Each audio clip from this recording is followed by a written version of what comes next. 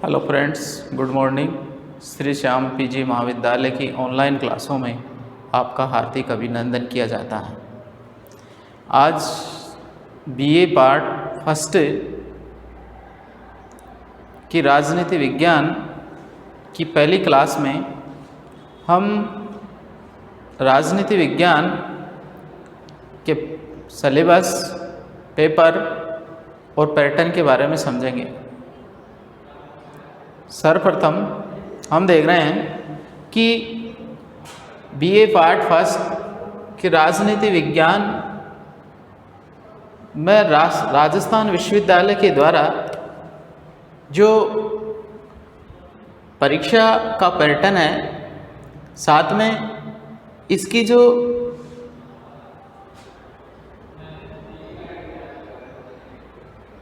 Pattern के अनुसार जो सिलेबस निश्चित किया गया है वो इस प्रकार है। जैसे कि इसका जो प्रथम पेपर है राजनीति विज्ञान में, जो इसका प्रथम पेपर है, पहला पेपर, ये राजनीति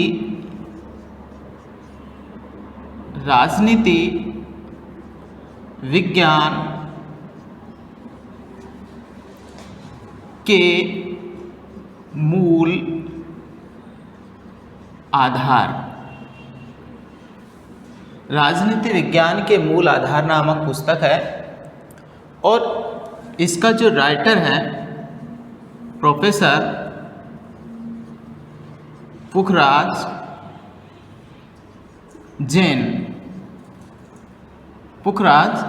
जैन है।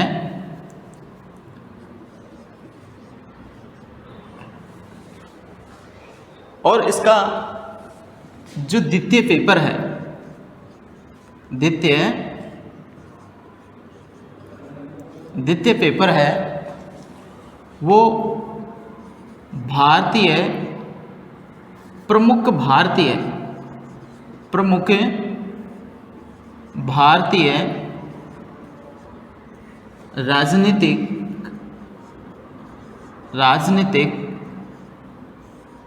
विचारक है।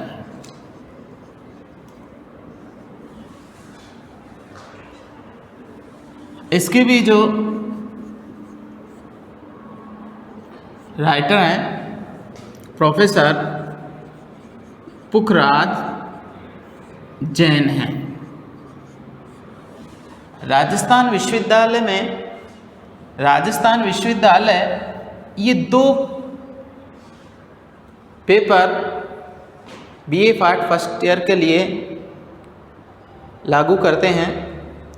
और इनमें विशेषकर जो परीक्षा का जो पैटर्न है, वो परीक्षा का पैटर्न इस प्रकार है कि ये जो दोनों पेपर हैं वो पेपर कुल जो प्राप्तांक है, जो पूर्णांक है,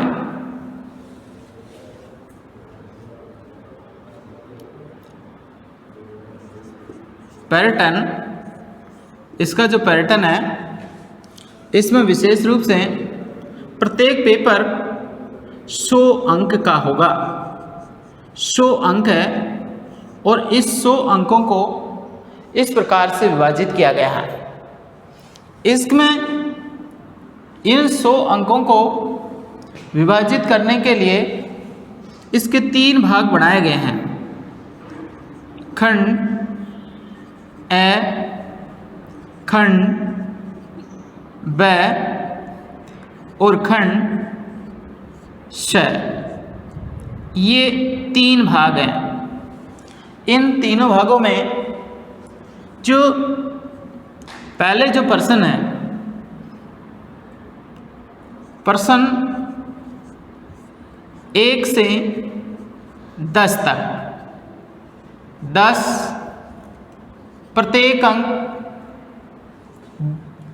प्रत्येक प्रश्न 2 अंक का होगा। इस प्रकार टोटल 20 अंक के अति लघुत्तरात्मक प्रश्न होते हैं। ये खंड ए के अंतर्गत जो प्रश्न होंगे अति लघुत्तरात्मक, अति लघुत्रात्मक पर्सन होते हैं। ये कुल 10 पर्सन होते हैं और इनकी जो शब्द सीमा है, इनकी जो शब्द सीमा है वो शब्द सीमा, इनकी जो शब्द सीमा है वो 20 शब्दों की है। 20 शब्द, ये 20 शब्द प्रत्येक पर्सन के लिए है। एक पर्सन 2 अंक का होगा। इस प्रकार टोटल 10 पर्सन होंगे और टोटल कुल 20 अंकों के होंगे और 1 से 10 तक के पर्सन हैं। और खंड ब के अंतर्गत लघुत्रात्मक पर्सन होते हैं। ये लघुत्रात्मक पर्सन 4 हैं और पर्सन 5 अंक का है, इसलिए टोटल 20 अंक का है। ध्यान दें, 4 पर्सन हैं और 4 पर्सन जिसमें एक पर्सन 5 अंक का होगा, एक पर्सन 5 अंक का होगा। इस प्रकार ये टोटल 20 अंक हैं। इस प्रकार ए और जो ब भाग है, ए और ब भाग है, जो पहले न्यू टाइप आती थी वो 40 अंक की थी। इस 40 अंकों को तोड़ करके ए और ब भाग को टोटल 40 अंक के रूप में अति लघुत्रात्मक और लघुत्रात्मक प्रश्नों को इसमें संबंधित पैटर्न के अनुसार बदल दिया। अपना जो तीसरा जो खंड है, ये तीसरा खंड एक वैचारिक अभिव्यक्ति के रूप में देखा जाता है, जिसमें श है। इसमें निबंधात्मक प्रश्न आते हैं। ये निबंधात्मक जो प्रश्न है, ये हमारी जो पाठ्य पुस्तक के अंतर्गत जो पैटर्न बनाए जाते हैं, 3 ए ब श, इन तीनों के माध्यम से प्रत्येक खंड का 2 क्वेश्चन है, जिसमें एक इसका विकल्प है और एक प्रश्न आपको करना है। तो इस प्रकार एक जो प्रश्न है, प्रत्येक खंड में 2 क्वेश्चन दिए जाएंगे। इस प्रकार 3 खंड हैं, टोटल 6 प्रश्न आएंगे। लेकिन आपको प्रत्येक खंड में से एक प्रश्न करना है और उस एक प्रश्न में टोटल एक प्रश्न 20 अंक का, एक प्रश्न 20 अंक का है। इसलिए तीनों खंडों में से आपको 3 प्रश्न करने हैं। तो इस प्रकार टोटल प्रश्न जो प्रश्न है 3 और अंकों का है 20। इस प्रकार टोटल 60 अंक का होगा। इस प्रकार आपके 60 अंक निबंधात्मक के होंगे, निबंधात्मक। और ये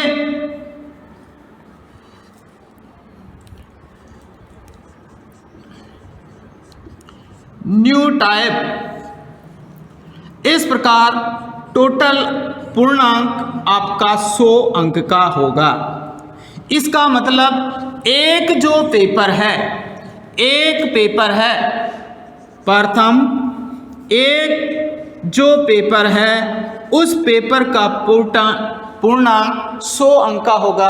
और इस प्रकार दोनों पेपरों का जो पूर्णांक है वो कुल 200 अंक का होगा।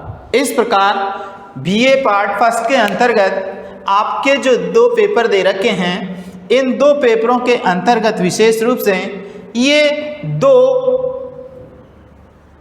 जो पेपर हैं, एक राजनीति विज्ञान के मूल आधार और दूसरा है प्रमुख भारतीय राजनीतिक विचारक। इसके जो पैटर्न है वो आपको समझा दिया गया है। ये पैटर्न राजस्थान विश्वविद्यालय से संबंधित हैं और विशेष रूप से ध्यान देना कि पैटर्न के 2 भाग होंगे। प्रत्येक जो बुक है उसके अंतर्गत 3 खंड होते हैं, खंडों में विभाजित होता है A, B और C। ए भाग, बी भाग और सी भाग, ये 3 खंड हैं। तीनों खंडों में से निबंधात्मक प्रश्न आएंगे और निबंधात्मक प्रश्नों के द्वारा आपको जो एक खंड है इसमें से टोटल दो प्रश्न आएंगे। आपको केवल एक प्रश्न करना है और इस प्रकार एक प्रश्न 20 अंक का है। इस प्रकार तीनों खंडों में से प्रश्न 3 करने होंगे और टोटल आएंगे 2 प्रश्न, लेकिन आपको करना एक प्रश्न है और इस प्रकार 20-20 का जो अंक है, इस प्रकार ये 60 अंक के क्वेश्चन आपको इसके निबंधात्मक भाग में करने होंगे। और इस 60 अंक के जो प्रश्न हैं वो तीनों खंडों में से ध्यान में रख कर के करने होंगे। कहीं आप ये गलती नहीं कर दें कि कहीं करना तो आपको 3 ही प्रश्न है, कोई छात्र एक खंड में से 2 प्रश्न कर देता है।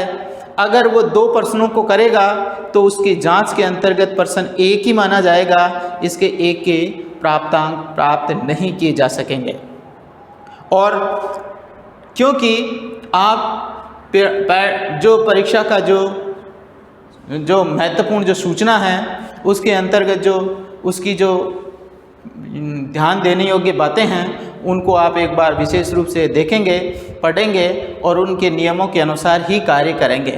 तो हम इस पैटर्न को लेकर के पहली बार जो शुरुआती दौर है उसमें हम इसके पैटर्न को देख रहे हैं कि हमें क्या करना है। इसके 3 खंड हैं, 1 से लेकर 10 तक के जो प्रश्न आएंगे उनकी शब्द सीमा होगी 20।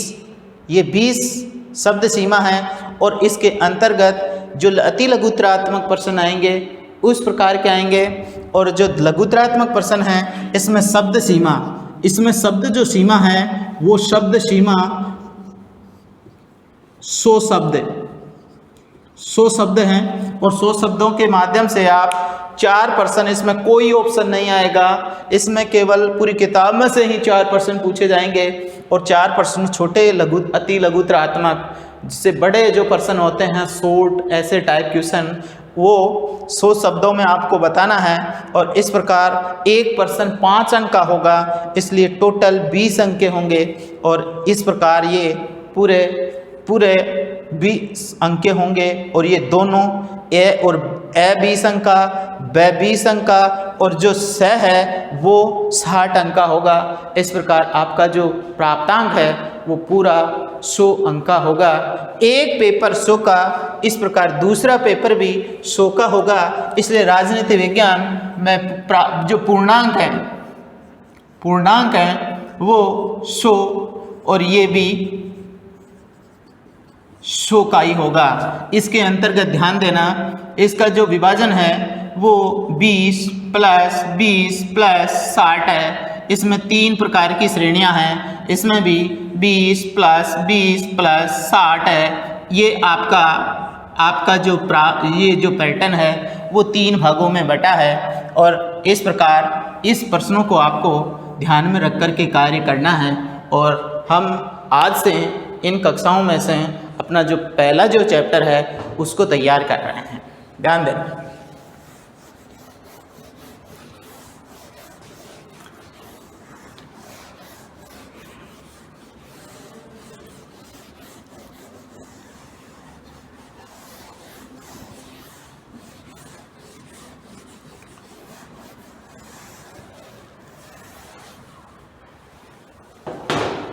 अब हम राजनीति विज्ञान बीए पार्ट फर्स्ट के अंतर्गत जो पहला इसका जो पेपर है राजनीति विज्ञान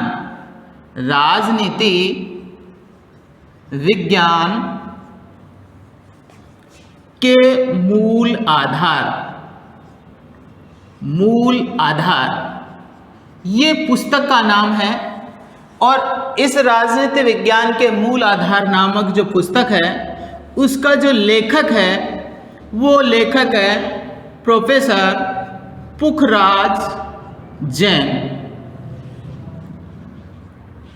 ये बुक आपके लिए विशेष रूप से उपयोगी रहेगी और इस बुक के माध्यम से आपको सभी समस्त जानकारियाँ प्राप्त होगी, जिससे आप सरल शब्दों में और विशेषकर सार गर्भित जो प्रश्न होंगे उनको आप क्या कर सकेंगे, पढ़ सकेंगे।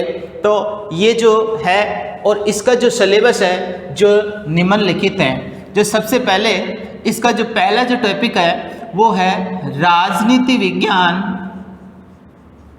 राजनीति विज्ञान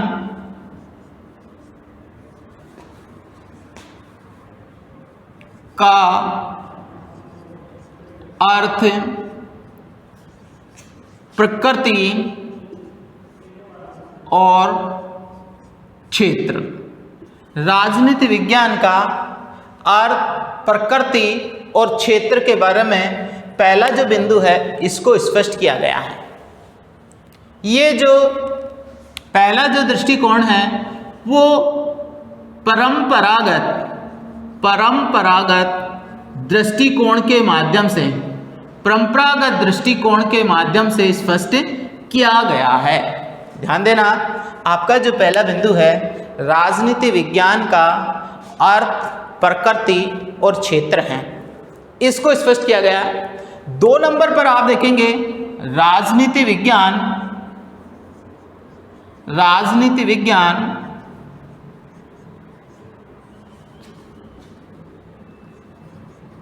का अर्थ,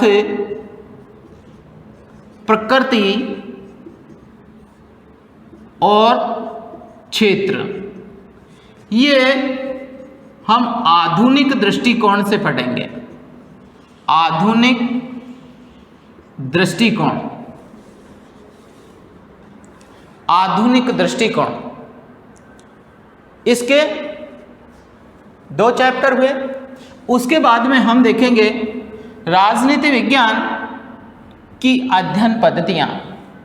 इस अध्ययन पद्धतियों में इसके राजनीतिक सिद्धांत में व्यवहारवाद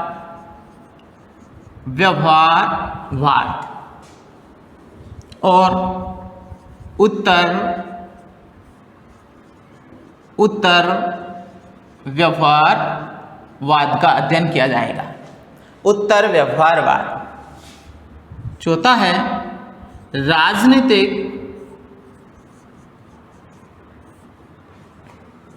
राजनीतिक विज्ञान का, राजनीतिक विज्ञान का अन्य विषयों के साथ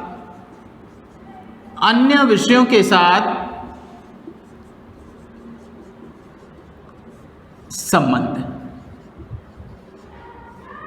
अन्य विषयों के साथ में संबंध पढ़ेंगे और उसमें पढ़ेंगे कि राजनीति विज्ञान सामाजिक विज्ञान का एक विषय है, इसका दूसरे सामाजिक विज्ञान के विषयों से क्या संबंध है, और विशेष रूप से जैसे मनोविज्ञान है, अर्थशास्त्र है, भूगोल है, मनोविज्ञान है, इन सभी विषयों से जो समाज विज्ञान के जो विषय हैं उन सभी विषयों के साथ में इसका संबंध जोड़ करके अध्ययन करेंगे। तो ये जो राजनीति विज्ञान की जो परिभाषाएं हैं, जो राजनीति विज्ञान की जो प्रकृति अर्थ को स्पष्ट कर रहा है, इसकी जो प्रकृति है उसकी जो परिभाषाएं हैं उसको 2 भागों में बांट करके देख रहे हैं। एक परंपरागत दृष्टिकोण से और एक आधुनिक दृष्टिकोण से देख रहे हैं। ये एक प्रकार से राजनीतिक सिद्धांतों की पृष्ठभूमि है और ये जो विषय है ये एक इसका एक खंड कहलाएगा, खंड ए। इसके अंतर्गत हम राजनीतिक सिद्धांतों के बारे में अध्ययन करेंगे और ये राजनीतिक सिद्धांत हैं जो राजनीति शास्त्र को राजनीति विज्ञान बनाने की जो प्रवृत्ति है और उसका जो लगातार उसका जो दृष्टिकोण है उस दृष्टिकोण को अध्ययन के रूप में देखेंगे।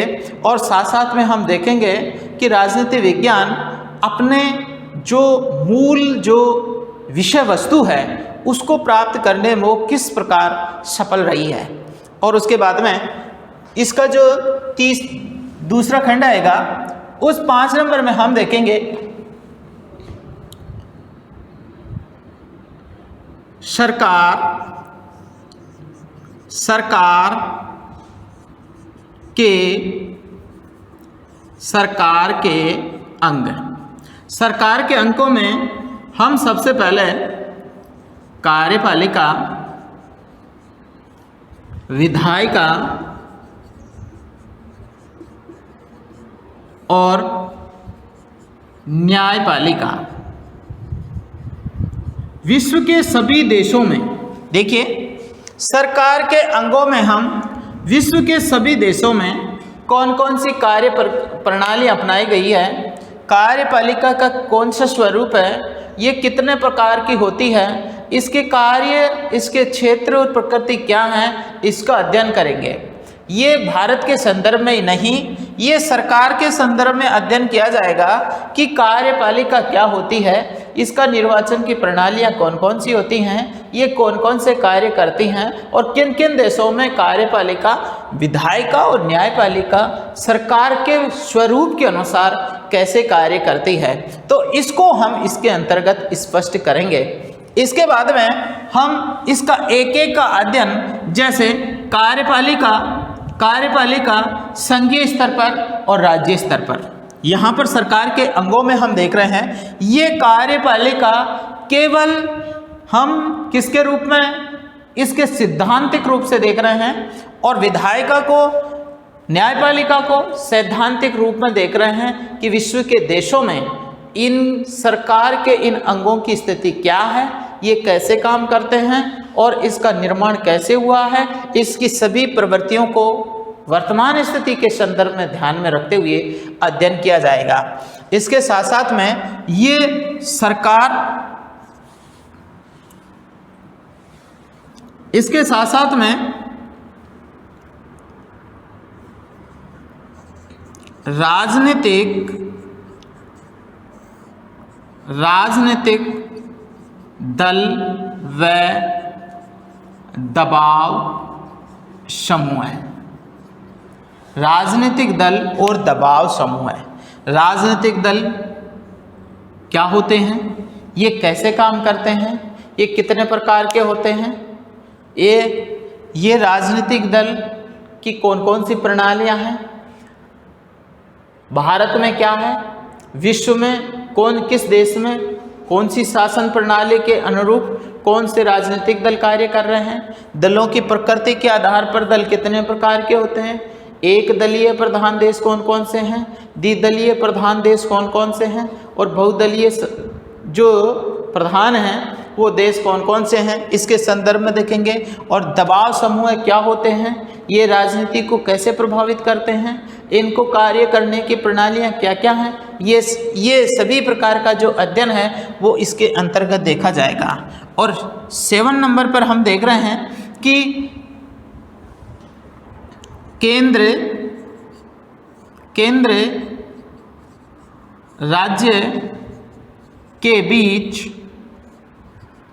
संबंध, केंद्र और राज्यों के बीच क्या संबंध हैं, इसका अध्ययन किया जाएगा। केंद्र और राज्य के बीच में जो संबंध है, उन संबंधों में विशेष रूप से सबसे पहले हम विधायी संबंध देखेंगे, उसके बाद में उसके प्रशासनिक संबंध है, उसके बाद में उसके वित्तीय संबंध हैं। इस प्रकार का अध्ययन किया जाएगा और ये अध्ययन उसकी प्रणालियों का अध्ययन के रूप में किया जाएगा।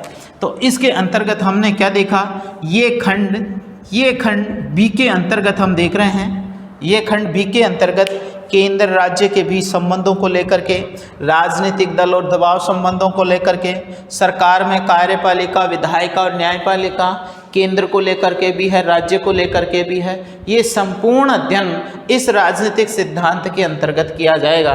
और इसका जो तीसरा खंड है वो निम्नलिखित है।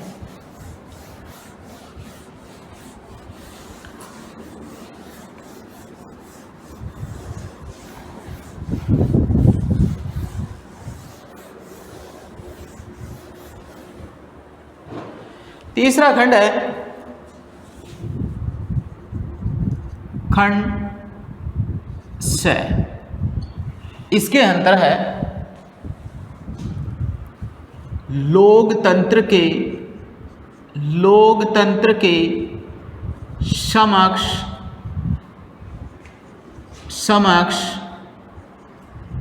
प्रमुख चुनौतियां, लोकतंत्र के समक्ष प्रमुख चुनौतियां, ये चुनौतियां विशेषकर एक नंबर पर है आतंकवाद, आतंकवाद है। 2 नंबर पर सांप्रदायिकता, सांप्रदायिकता। 3 नंबर पर राजनीतिक अपराधीकरण, राजनीतिक अपराधीकरण।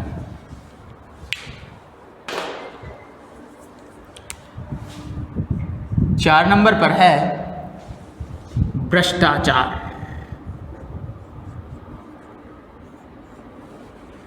5 नंबर पर है जातिवाद। 6 नंबर पर है भाषावाद। ये लोकतंत्र के समक्ष प्रमुख चुनौतियां हैं। इन चुनौतियों का अध्ययन हम तीसरे खंड के अंतर्गत इन चुनौतियों का अध्ययन करेंगे। इसके अलावा जो अध्ययन है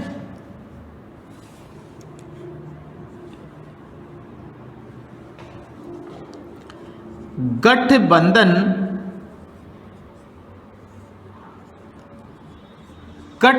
की राजनीति।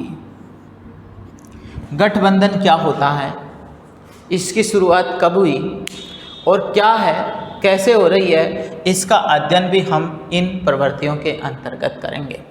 इस प्रकार राजनीति विज्ञान के मूलभूत आधारों के अंतर्गत हम इसके सिलेबस के अंतर्गत हमने देखा है कि राजनीति विज्ञान के मूलभूत आधार के अंतर्गत कौन कौन से बिंदुओं को इसमें स्पष्ट किया गया है और ये जो पैटर्न है वो इस प्रकार से होगा। अब हम राजनीति विज्ञान के मूल आधार के जो बिंदु हैं उनमें हम चैप्टर वाइज इसका अध्ययन इस प्रकार कर रहे हैं। इसमें देखिए सबसे पहला अध्ययन,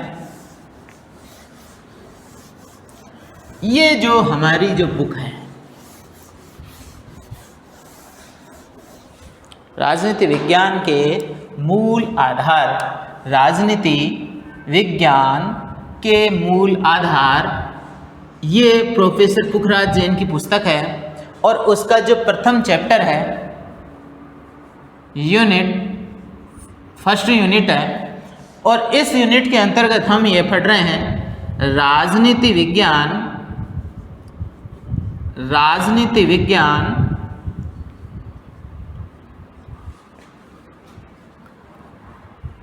का अर्थ, परिभाषा,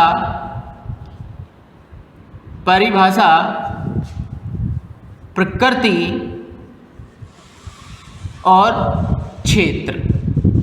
ये इसका पहला चैप्टर है। कि राजनीति विज्ञान की अर्थ, प्रकृति और क्षेत्र क्या है। वैसे विशेष रूप से हम इसको राजनीतिक सिद्धांतों के नाम से भी जानते हैं। इस बुक का नाम पॉलिटिकल थ्योरी, कौन सी? पॉलिटिकल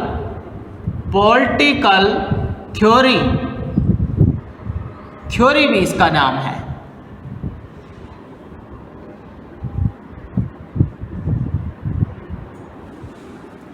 अब विशेष रूप से हम देखेंगे कि सबसे पहले अगर इसको हम ध्यान दें तो राजनीति विज्ञान का जो जनक है, राजनीति विज्ञान का जो जनक है वो है अरस्तु। राजनीति विज्ञान का जो जनक है वो कौन है? अरस्तु। और अगर स्थान की बात आए कि राजनीति विज्ञान की जन्मस्थली कौन सी है तो वो है यूनान।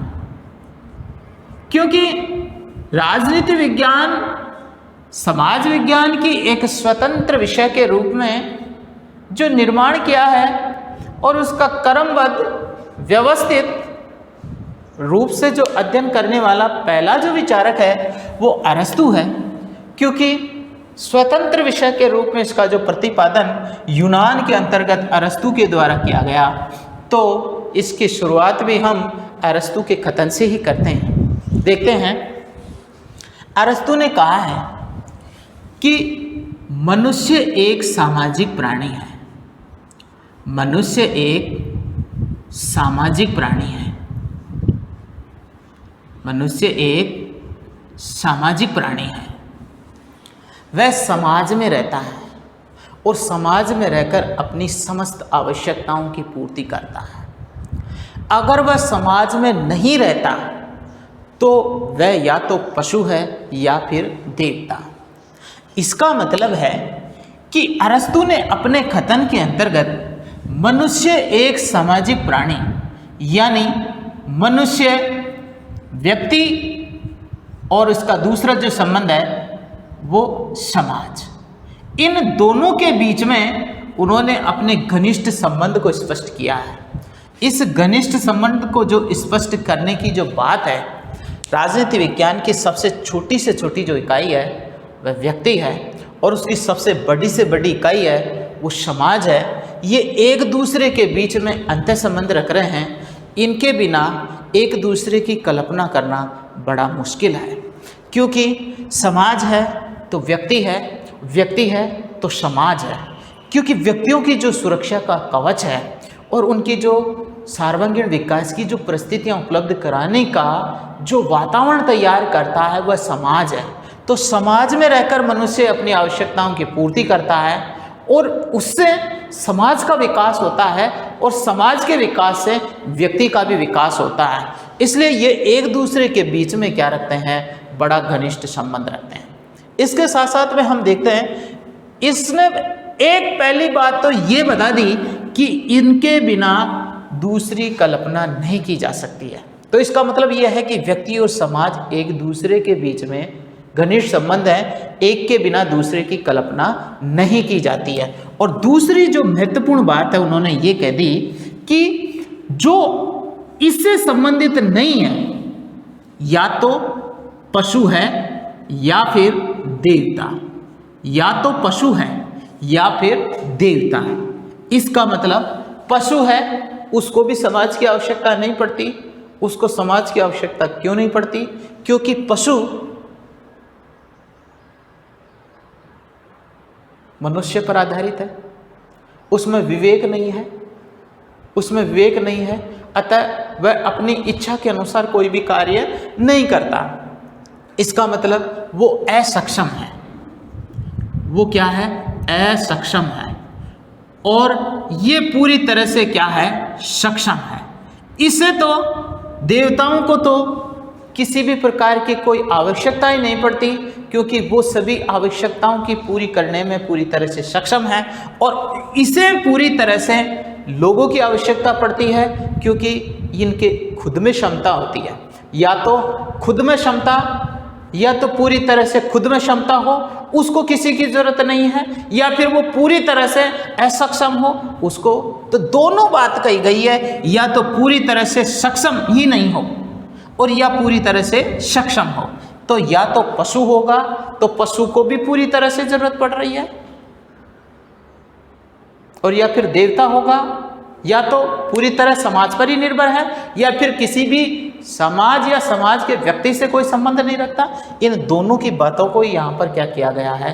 स्पष्ट किया गया है। तो इसका मतलब इस दृष्टिकोण से ये साफ नजर आ रहा है कि यहाँ समाज एक मनुष्य की पहली आवश्यकता है, और इसलिए मनुष्य एक सामाजिक प्राणी है। और सामाजिक प्राणी होने के साथ साथ उसके साथ साथ में वो एक राजनीतिक प्राणी भी बन गया। मनुष्य की जो आवश्यकताओं की जो पूर्ति होती है, और उस पूर्ति के लिए वो क्या कर रहा है, जो कार्य कर रहा है, वो इस राजनीतिक प्राणी से भी संबंधित हैं। क्योंकि लेना और देना, आवश्यकताओं की पूर्ति करना, व्यवस्थाओं का संचालन करना, इस प्रकार की जो सामाजिकता का जो बिंदु है, वो सामाजिकता का बिंदु किससे संबंधित आ रहा है? राजनीति से संबंधित आ रहा है। तो इस प्रकार अरस्तु ने राजनीति विज्ञान की जो शुरुआत में जो शुरुआत की है अपने कथन से, उसने अपनी जो पुस्तक है पॉलिटिक्स, इस पॉलिटिक्स के अंतर्गत इस बात का क्या किया है? अध्ययन किया है, इस बात की शुरुआत की है। तो इसकी शुरुआत हमने इस प्रकार से की। आइए हम देखते हैं कि राजनीति विज्ञान की जो परिभाषाएं हैं वो परिभाषाएं किस प्रकार से शुरू कर रही हैं। राजनीति विज्ञान की जो परिभाषाएं, गार्नर महोदय है राजनीति विज्ञान का सबसे महत्वपूर्ण और विश्वसनीय जो विचारक है वो गार्नर है। गार्नर ने ये कहा है कि राजनीति विज्ञान के अंतर्गत परिभाषाएं देना बड़ा मुश्किल का काम है। राजनीति विज्ञान के अंतर जो परिभाषाएं हैं वो देना बड़ा मुश्किल का कार्य है, क्योंकि इसमें जितने विषय होते हैं उतने ही विद्वान होते हैं और उन विद्वानों के बारे में, उन विषयों के बारे में विद्वानों की राय में एक मत नहीं है। इस एक मत नहीं होना मतलब विषय भी अनेक हैं, विषय भी क्या है, अनेक हैं, तो उस पर मत देने वाले जो विचारक हैं वो भी क्या है, अनेक हैं। इसका मतलब विचारकों में अनेकता है, विषयों में अनेकता है, इसलिए इसमें एक मत होना बड़ा ही असंभव है। इस आधार पर इसकी सुनिश्चित परिभाषा देना बड़ा ही कठिन काम है। इसका मतलब है कि राजनीति विज्ञान के अंतर्गत जो परिभाषाएं हैं वो परिभाषा देना बड़ा ही मुश्किल का काम है, क्योंकि इसकी अनेक विषय हैं और अनेक विषयों के बारे में अनेक विचारक हैं जो अपनी अलग अलग राय प्रकट करते हैं और अलग अलग राय प्रकट करने के कारण उनके विचारों में मतभेद है और मतभेद होने के कारण उनकी कोई सुनिश्चित परिभाषा देना बड़ा ही क्या है, कठिन है, मुश्किल है। इसलिए इनकी परिभाषा देना बड़ा ही कठिन है। लेकिन फिर भी अध्ययन की दृष्टि से विद्यार्थियों को जो सुविधाएं हैं उस सुविधा को ध्यान में रखते हुए जो अध्ययन किया उस अध्ययन को समय के अनुसार, किसके अनुसार, समय के अनुसार विद्वानों ने अध्ययन को सुविधाजनक बनाने के लिए, अध्ययन को सुविधाजनक बनाने के लिए इसकी परिभाषाओं को दो भागों में बांटा गया है। समय और अध्ययन की दृष्टि से राजनीति विज्ञान की परिभाषाओं को क्या किया गया है, दो भागों में बांटा गया है। कितने भागों में बांटा है, दो भागों में बांटा गया है। ये दो भागों में एक नंबर पर है परंपरागत दृष्टिकोण। परंपरागत दृष्टिकोण राजनीति विज्ञान का एक जो प्राचीन दृष्टिकोण है, जो प्राचीन दृष्टिकोण को ध्यान में रख कर के राजनीति की कल्पना के आधार पर या प्राचीन पद्धतियों के आधार पर जो राजनीति की विषय वस्तु पर जोर देता है और राजनीति के अध्ययन का जो स्रोत मानता है उसको हम परंपरागत दृष्टिकोण का नाम देते हैं। क्योंकि ये प्राचीन अध्ययन पद्धतियाँ, कौन सी अध्ययन पद्धति, प्राचीन अध्ययन पद्धतियों पर जोर देता है, प्राचीन अध्ययन पद्धति। और साथ साथ में इसके अंतर्गत ये जो अध्ययन पद्धतियां हैं वो विशेषकर प्राचीन अध्ययन पद्धतियों के अंतर्गत, इसके अंतर्गत राजतंत्रात्मक, कौन सी शासन प्रणाली, राजतंत्रात्मक शासन प्रणाली को विशेष रूप से ध्यान रखा है। इसलिए धर्म और दर्शन की स्थिति को ध्यान में रख करके अध्ययन पर जोर देता है। अतः ये जो अध्ययन है वो कल्पना के आधार पर है, ये जो अध्ययन है वो पूरी तरह से एक ऐतिहासिक पद्धतियों पर आधारित है, ये कल्पना पर आधारित अध्ययन है। इस प्रकार का जो अध्ययन है उस अध्ययन को हम परंपरागत दृष्टिकोण के नाम से जानेंगे। तो इसकी जो विषय वस्तु है वो इतिहास है। कौन सी है, इतिहास। इसकी जो अध्ययन की जो पद्धतियां हैं वो ऐतिहासिक पद्धतियां हैं, काल्पनिक पद्धतियां हैं, ऐतिहासिक हैं और ये आदर्शवाद पर ज़्यादा जोर दे रही है। किस पर जोर दे रही है, आदर्शवाद पर। किस पर ध्यान देना, आदर्शवाद पर ज़्यादा जोर दे रही है और ये आदर्श मूल्यों पर जोर देती है। इसलिए ये जो अध्ययन पद्धति है वो परंपरागत अध्ययन पद्धति है।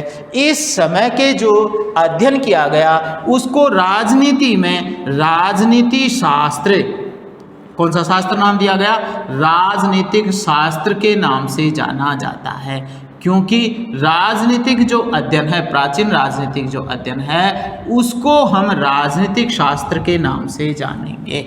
और कुछ विद्वान इसको राजनीतिक दर्शन के संबंध में भी राजनीतिक दर्शन के नाम से भी अभिभूत करते हैं। आई बात समझ में। ध्यान देना, राजनीति विज्ञान को समय की दृष्टिकोण के आधार पर अध्ययन की सुविधा से उसको दो भागों में बांटा है। एक नंबर पर परंपरागत दृष्टिकोण और दूसरा दृष्टिकोण है उसको हम कहते हैं आधुनिक या व्यवहारवादी, आधुनिक या व्यवहारवादी दृष्टिकोण।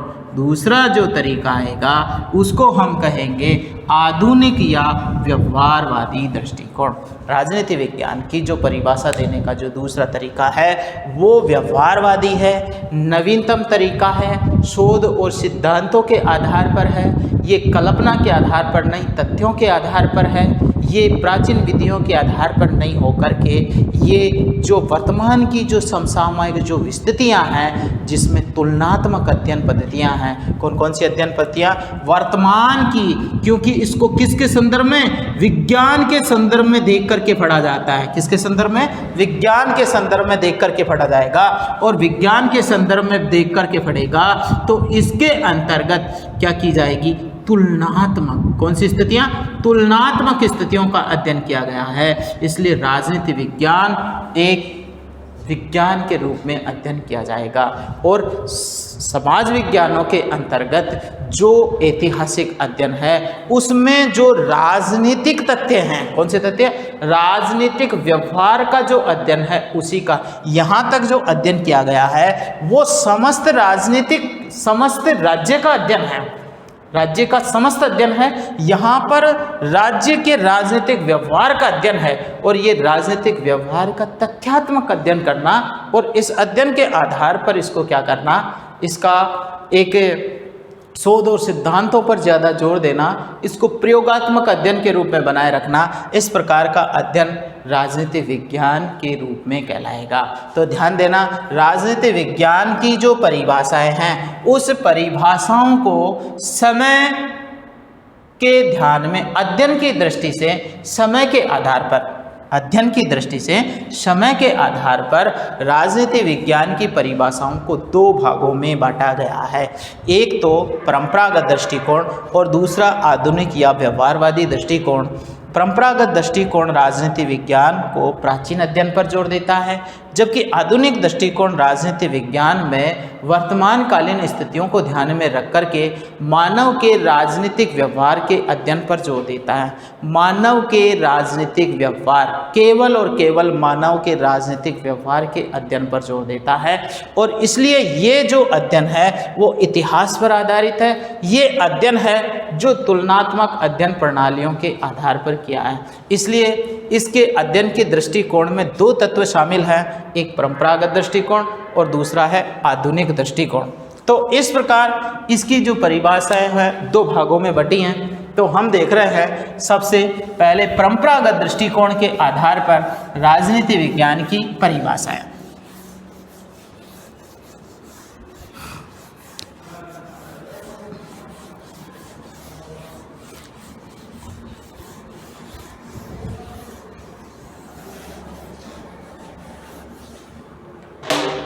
सबसे पहला बिंदु है परंपरागत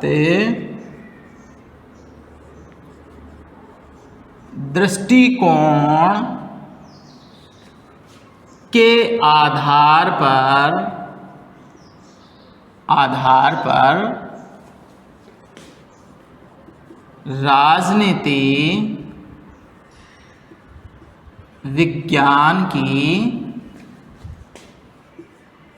पर राजनीति विज्ञान की परिभाषा। परंपरागत दृष्टिकोण के आधार पर राजनीति विज्ञान की परिभाषा। हमने सबसे पहले ये देखा कि परंपरागत जो दृष्टिकोण है वो प्राचीन अध्ययन है, प्राचीन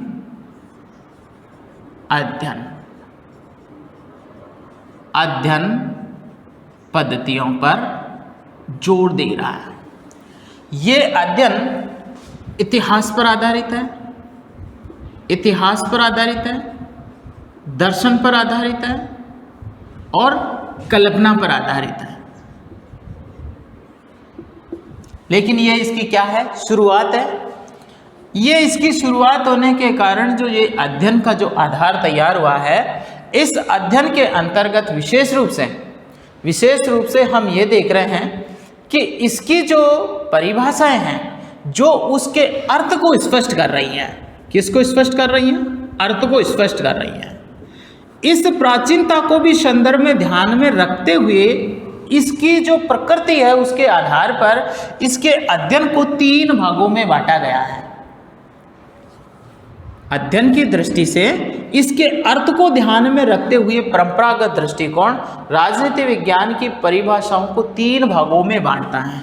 इसमें सबसे 1 नंबर पर राजनीति विज्ञान केवल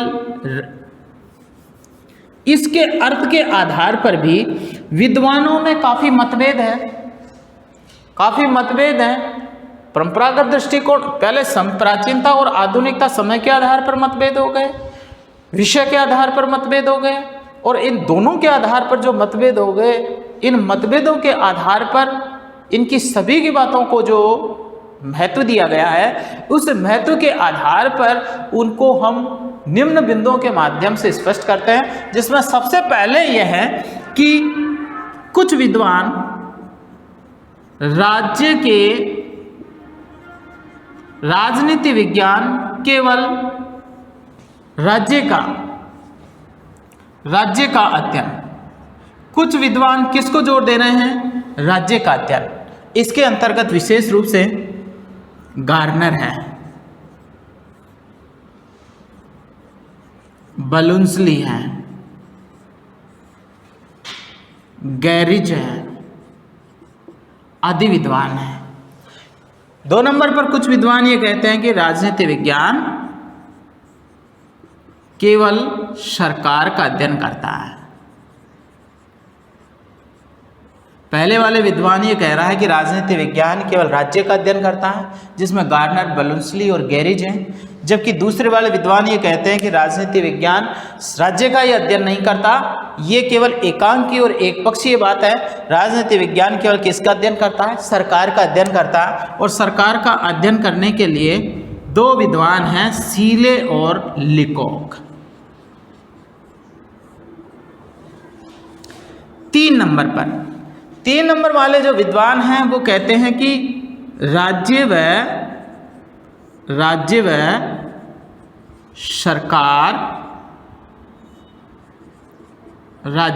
सरकार का अध्ययन। ये विद्वान राज्य और सरकार दोनों के अध्ययन को महत्व दे रहे हैं। इसमें पॉल जेनेट,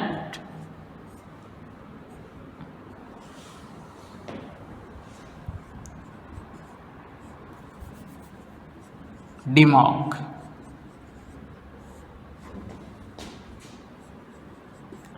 लिकॉक,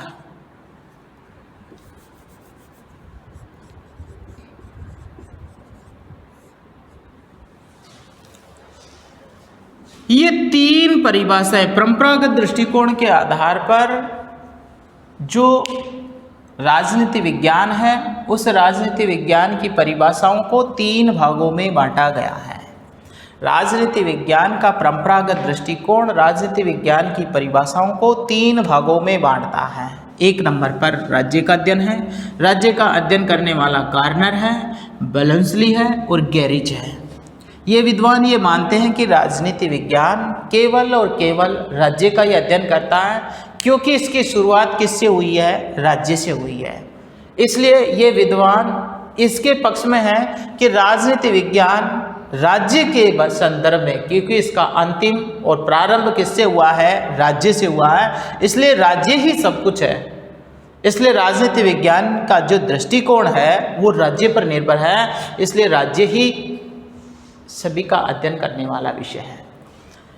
दूसरे वाले विद्वान सीले और लिकॉक केवल सरकार नहीं, राज्य को महत्व नहीं, ये केवल किसको महत्व दे रहे हैं? सरकार को महत्व दे रहे हैं। इसलिए राजनीति विज्ञान सरकार के महत्व से संबंधित है। तीसरे वाले राज्य और सरकार दोनों को मिला करके कह रहे हैं। और चौथे जो हैं मानवीय यानी मानव का अध्ययन, मानव का मानव का अध्ययन। हरमन फाइनर, हरमन फाइनर ये किस पर जोर दे रहे हैं? ये मानव के अध्ययन पर जोर दे रहे हैं।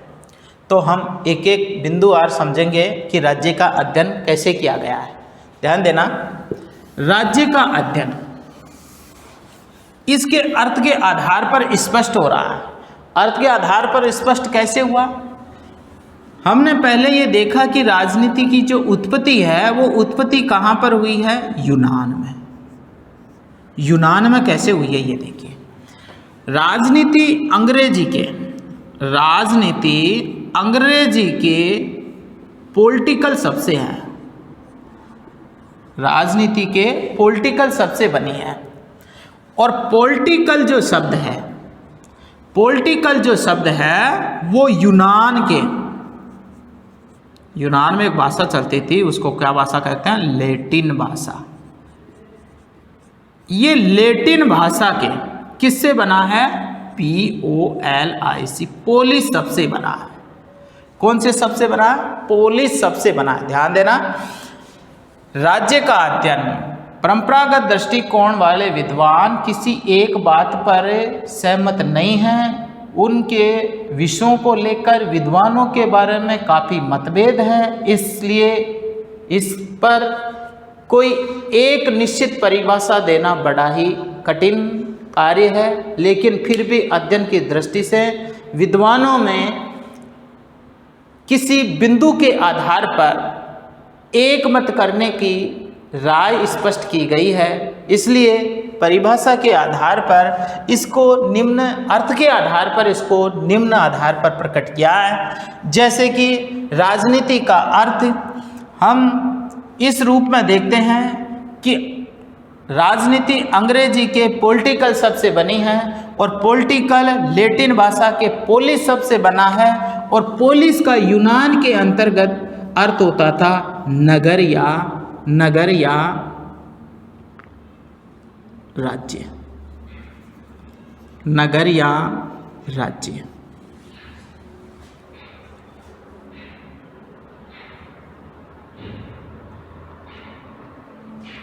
इस प्रकार धीरे धीरे नगर और राज्य जो शब्द हैं, नगर का जो विस्तृत रूप है वो राज्य है।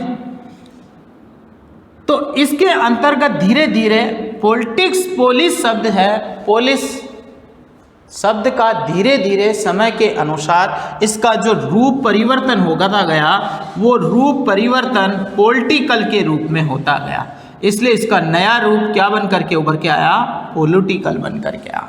इस राजनीति विज्ञान की जो उत्पत्ति है वो उत्पत्ति किसके माध्यम से हुई है? राज्य शब्द से हुई है। इसलिए राजनीति विज्ञान की जो उत्पत्ति है वो उत्पत्ति को किसको लेकर के हुई है? नगर या राज्य से हुई है। और नगर राज्य का मूल अर्थ होता है पोलिस, और पोलिस से पॉलिटिकल शब्द बना है, और पॉलिटिकल शब्द ही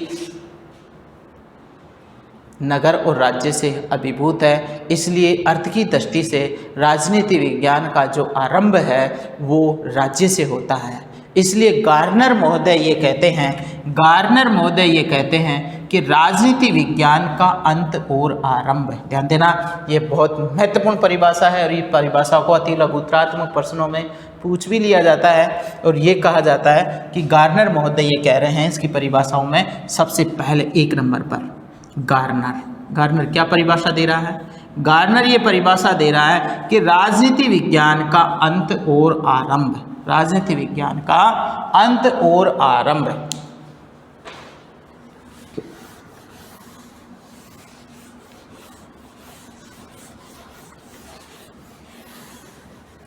राजनीति विज्ञान का अंत और आरंभ। राजनीति विज्ञान का अंत व आरंभ। आरंभ व अंत। आरंभ व अंत किससे हो रहा है? राज्य से होता है। राजनीति विज्ञान का अंत और आरंभ किससे हो रहा है? अंत और आरंभ राज्य से होता है। ये परिभाषा गार्नर महोदय ने दी है। ये परिभाषा किसने दी है? गार्नर महोदय ने दी है। और बलून्सली ने क्या कहा है? राज्य के समस्त विषयों का जो अध्ययन करने वाला है, राज्य के समस्त विषयों का जो अध्ययन करने वाला जो शास्त्र है उसी का नाम क्या है? राजनीति है। राज्य के जो समस्त विषयों का जो अध्ययन करने वाला जो विषय है, जो शास्त्र है, उसी का नाम राजनीति शास्त्र है। ये बलून्सली ने परिभाषा दी है। और समस्त विषयों के अंतर्गत इसके जो आधारभूत तत्व हैं, इसकी जो प्रकृति है, इसकी जो कार्य प्रणाली है, उनको ध्यान में रख करके क्या किया गया है? स्पष्ट किया गया है। और इस प्रकार बलून्सली ने ये कहा है कि राजनीति विज्ञान राज्य की समस्त आवश्यकताओं का अध्ययन करने वाला विषय है। गैरिज ये कह रहा है, गैरिज क्या कह रहा है? गैरिज ये कह रहा है कि राजनीति विज्ञान राज्य के आधारभूत तत्वों के, राज्य के आधारभूत तत्वों का अध्ययन, आधारभूत तत्वों का अध्ययन करने वाला शास्त्र है। आधारभूत तत्वों का अध्ययन करने वाला जो विषय है, उस विषय का नाम ही क्या है? उस विषय का नाम ही राजनीति है। इसलिए राज्य का जो अध्ययन करने वाले जो विषय हैं, उन विषयों को हमने किसके संदर्भ में देखा? किसके संदर्भ में देखा? राज्य के संदर्भ में। इसलिए परंपरागत दृष्टिकोण ये कहता है कि राजनीति विज्ञान का जो दृष्टिकोण है वो एक अंतःशास्त्रीय दृष्टिकोण न होकर के ये ऐतिहासिक अध्ययन है। इसलिए इसको हम राजनीतिक दर्शन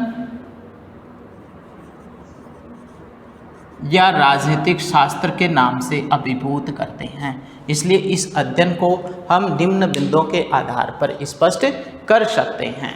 तो ये पहला जो बिंदु है, इसकी प्रकृति के आधार पर, इसके अर्थ के आधार पर स्पष्ट हुआ है कि राजनीति विज्ञान का जो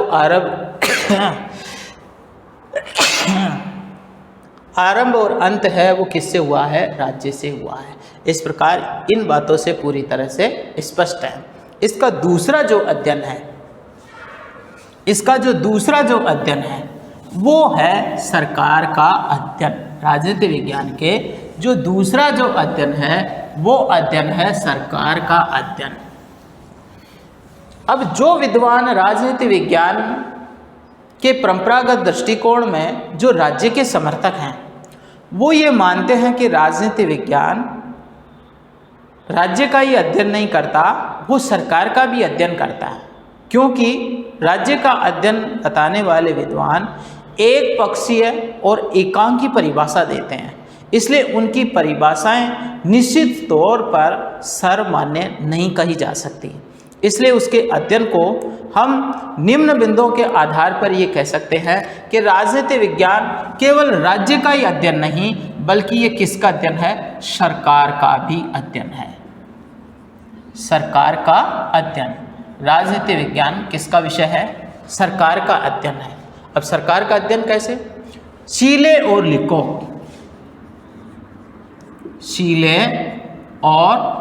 लिकोक ये दो विद्वान हैं, और ये दो विद्वान ये कह रहे हैं कि राज्य का नहीं बल्कि किसका अध्ययन है? सरकार का। क्या कह रहे हैं शीले ये कह रहे हैं कि राजनीति विज्ञान सरकार से संबंधित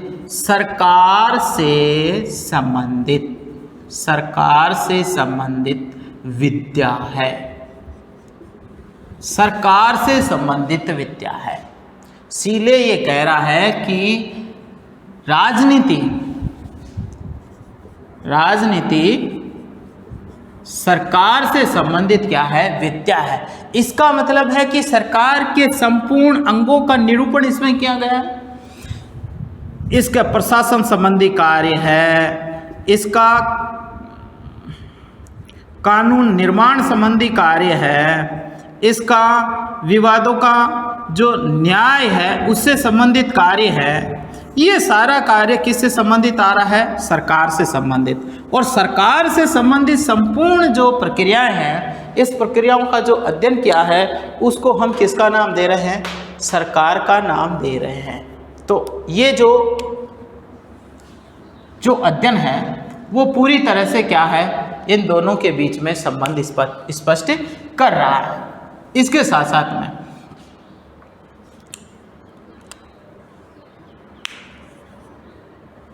जिस प्रकार राजनीति, जिस प्रकार यहाँ पर गिलक्रास्ट ने भी एक परिभाषा दी है,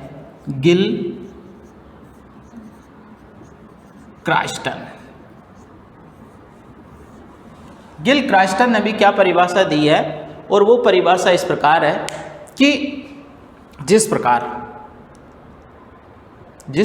रेखागणित लंबाई चौड़ाई का अध्ययन करता है, अर्थशास्त्र पूंजी का अध्ययन करता है,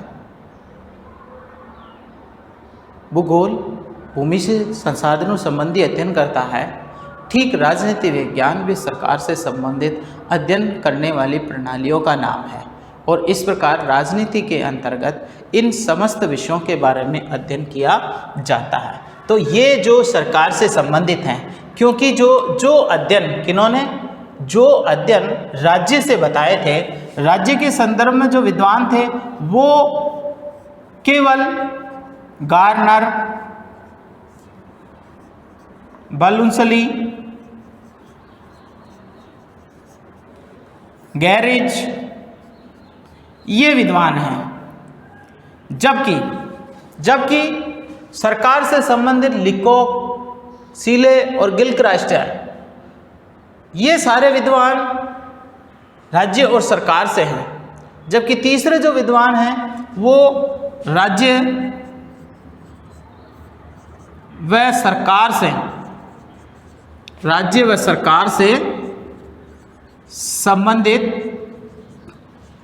अध्ययन, राज्य और सरकार से संबंधित अध्ययन पर जोर दे रहा है। ये क्या कह रहा है? पॉल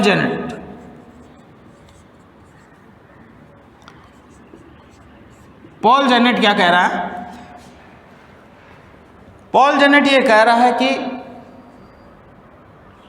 राज्य और सरकार उसी प्रकार संबंधित है जिस प्रकार अगर राज्य उसका यंत्र है तो सरकार उसका क्या है?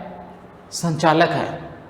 राज्य अमूर्त है जबकि सरकार मूर्त है। अमूर्त और मूर्त, राज्य को जो संचालन करने वाला जो तंत्र है वही तंत्र क्या है? सरकार है। और इस सरकार रूपी तंत्र के माध्यम से ही राज्य का क्या होता है? संचालन होता है। इसका मतलब है कि राज्य के बिना सरकार की कल्पना नहीं की जा सकती और सरकार के बिना राज्य की कल्पना नहीं की जा सकती, क्योंकि ये आधारभूत तत्व है। क्योंकि सरकारों का अस्तित्व राज्य से ही आया। अगर राज्य नहीं होता तो सरकारों का अस्तित्व भी नहीं होता, और सरकारों का अस्तित्व नहीं होता तो राज्य का अस्तित्व भी नहीं होता। इसलिए हम ये कह सकते हैं कि राज्य और सरकार दोनों ही एक दूसरे के पहलू हैं। एक के बिना दूसरे की कल्पना करना बड़ा ही मुश्किल है।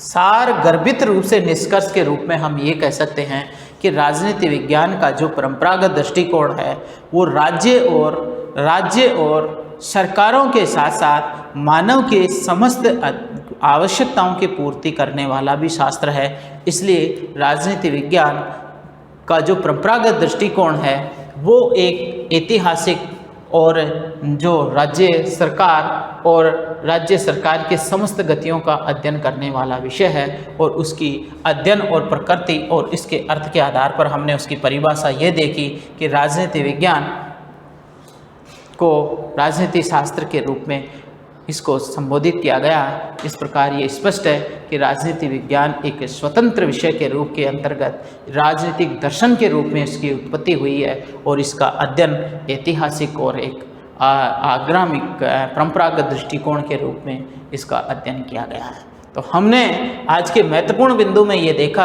कि राजनीति विज्ञान की जो परिभाषा है, उसका जो अर्थ है वो परंपरागत दृष्टिकोण के अनुसार क्या है। तो इसके दृष्टिकोण से हमने ये देखा कि राजनीति विज्ञान का जो आरंभ है वो आरंभ किस प्रकार से हो रहा है कि ये मानव विज्ञान, ये मानव शास्त्र और समाज शास्त्रों के मूल विषयों के रूप में इसकी क्या की गई है, उत्पत्ति की गई है। तो हम आगामी विषय के अंतर्गत हम इसकी जो परंपरागत दृष्टिकोण की जो अर्थ और परिभाषा की बात कर रहे थे, आगे हम ये देखेंगे कि इसकी जो प्रकृति है वो परंपरागत दृष्टिकोण के अनुसार क्या होगी, वो नेक्स्ट अगले वीडियो में देखेंगे। और आप इस राजनीति विज्ञान के जो फर्स्ट वीडियो है BA पार्ट फर्स्ट का, इसकी जो पैटर्न और विषय वस्तु की जो आधारित जो अध्ययन पद्धतियाँ हैं उसको अवश्य ध्यान में रख करके इसका अध्ययन करेंगे। धन्यवाद।